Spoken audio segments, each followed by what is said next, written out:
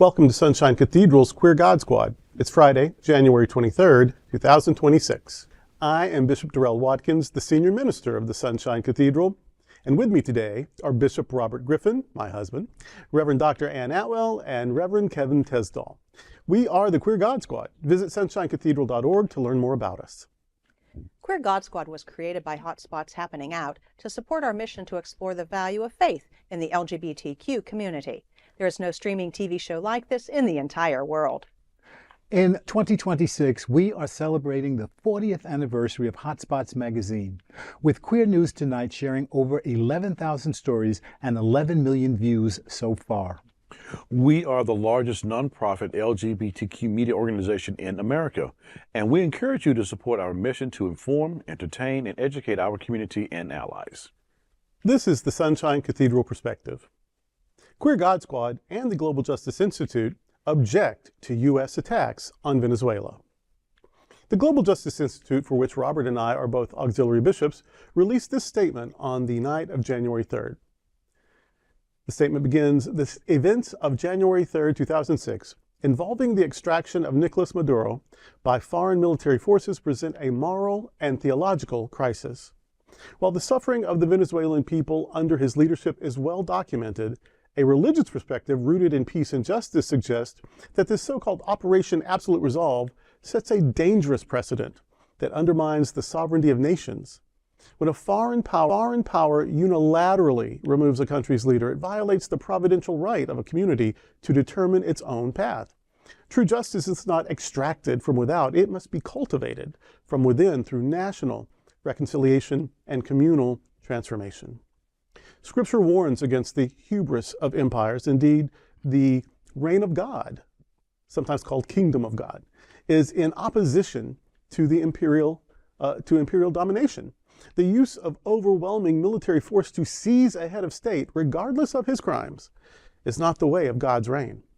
As we have seen in historical precedent, such interventions often yield chaos, further destabilizing the lives of those who already suffer. By prioritizing military extraction over diplomatic and spiritual persistence, we risk replacing one form of tyranny with another, the tyranny of domination by unilateral force. Justice for the oppressed is a divine mandate, but it cannot be achieved by disregarding the potential for domestic resolution. We, the bishops of the Global Justice Institute, add our voice of concern to the voices of other spiritual leaders, and we ask you to join us in praying for the people of Venezuela. End of statement. The Queer God Squad has a few thoughts to add.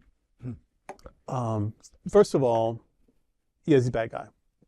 But there's something about living in glass houses, you know what I mean?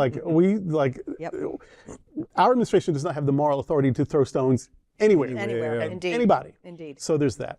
And then also, some countries are so bad. I mean, they're gassing their people and they're starving their people. They're so terrible.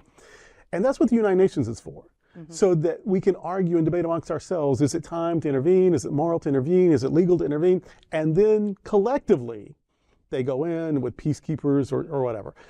Sometimes it's just relief, medicine and food airdropped, and sometimes it's troops. But it takes deliberation, and it takes cooperation, and it takes consensus. When one person just says, "Oh, I'm going to do this and I believe it's right," well, that's Russia and Ukraine. Hello. Yeah. You know what I mean? That's Iraq and Kuwait. So how are we different than Iraq or Russia with this? Oh, but we think it's the right thing. Well, then go to our friends, our allies, and propose that. And then if Canada and the UK and Italy and Luxembourg and Mexico and Ecuador, they're like, "Oh, we're in. All right, let's do this." But there was no moral authority. There was no accountability. There was no consensus. There was no sharing. And so, no, this is just one more bully doing one more thing unilaterally. And yeah, he's a bad guy, but almost everything you could say about Maduro is also true, at least as true, of the person who ordered the extraction, which is kind of a sanitized word for kidnapping. Yeah. And not just him, but his wife also. Yeah. And now to stand trial in the U.S. For crimes, the same courts that convicted another Latin American president that our president pardoned. for multiple counts of drug infractions. And yet that president gets pardoned, this one gets kidnapped. It's inconsistent, it's immoral, of course it's about oil, of course it's imperialism. We're now even going to, our Secretary of State is going to basically be the de facto viceroy of the country, and we're going to sort out their oil. And how is this not Napoleon? How is this not the Soviet Union? How is this not the British Empire just conquering, nation after nation? How is this not Portugal and Spain and England and France just colonizing the world? Yeah. It's the same. And we know how that works. And it's ugly and it's wrong. Yep. And what I'm hearing is if you speak out against the invasion and kidnapping, oh, well, then you think that their president was just a good guy. That is like, no, both can be true. Both can be true. No invasion, no kidnapping. He was not a good guy. But there are rules that you can follow. There are ways of doing this better than just going in and, yes, kidnapping. I know one of the prayers that I posted about this was like, some people will be happy that this has happened, and some people are going to be very afraid that this has happened. And I'm talking about the Venezuelan people. I'm not talking about the rest of the world. The Venezuelan people, there were some who were happy, some who were very, very afraid that this has happened. And as we've watched the ripple effect around the globe, this does not bear well on this current administration, either politically or spiritually or really, what do you want to call it? This is just not a good thing. Whatever you felt the justification might have been, and even if you thought you were acting on behalf of the people, you didn't consult anybody. And I know that our current administration does not like to have anything to do with the United Nations, but this really was much bigger than a one person making a decision to go in here and kidnap another dignitary like this. My prayers that things will go well. However, we'll see how it goes. But I do not have a good feeling about this whole situation, especially what it will do to Venezuela, despite the oil, the people. What this will do to people on the ground, and how this will now divide and cause more chaos. At least the current, at the time, vice president is saying, we didn't agree upon anything the American administration is trying to tell us what we have to do. See there. So the current vice president of Venezuela said, we didn't ask for this. See. And we didn't ask you to come in and rule anything about our country or even to take all our oil field. This is us. We're still in Venezuela. Right, a sovereign nation. And, when he sort of threatened Greenland, and when he suggested that Canada could become a state, and we dismissed that as the ramblings of a madman, we might need to take that a little more seriously. I mean, Denmark, which is Greenland, is part of Denmark, and Denmark is a NATO nation, as is Canada. If we do then that is an invasion of NATO territories, and NATO is contractually bound to defend every NATO. So basically, if he tries to do something in Greenland, and Denmark and Belgium and Luxembourg and the UK and we've started another European war, another world war. And I'm not hoping for the worst. I'm not a prophet of doom until recently. Maybe I've become one. But I don't feel good.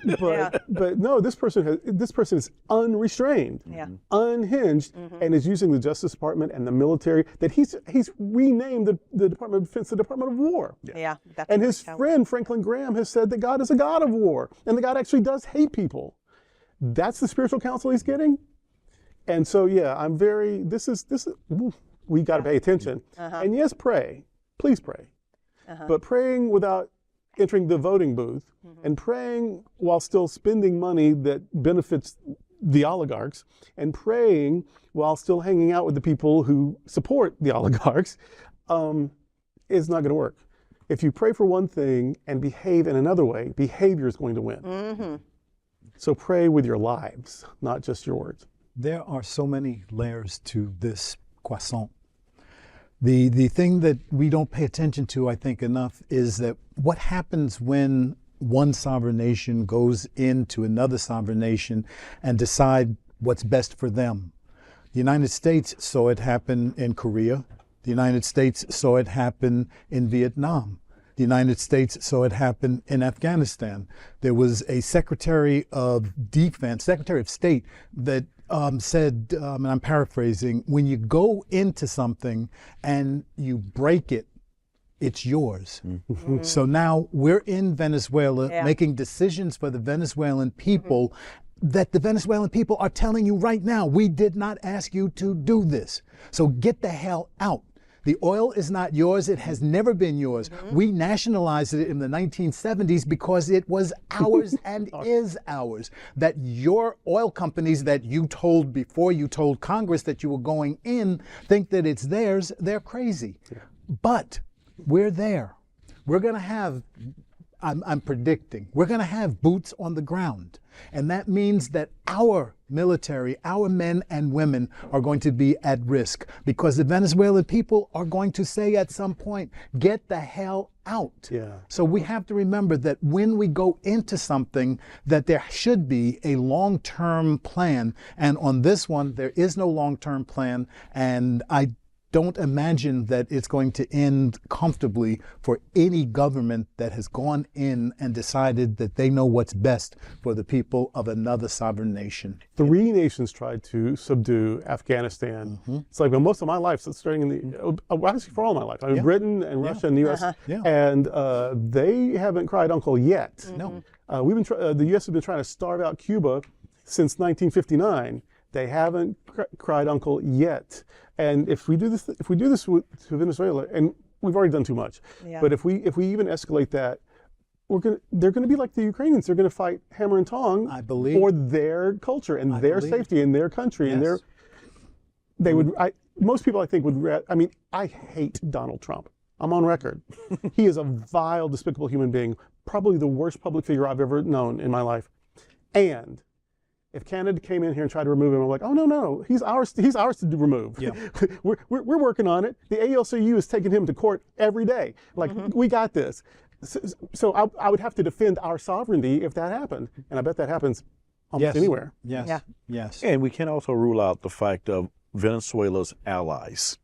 That's what I'm looking for. That's what allies are for. They help you out. Look at who their allies are, and it does not bear well for this current administration once again, because we become something that we don't want to become because of his actions. Che Guevara said if Latin America would unite as the United States of South America or Latin America or whatever, that would be the counterbalance to the United States of America, and that would neutralize the North's power.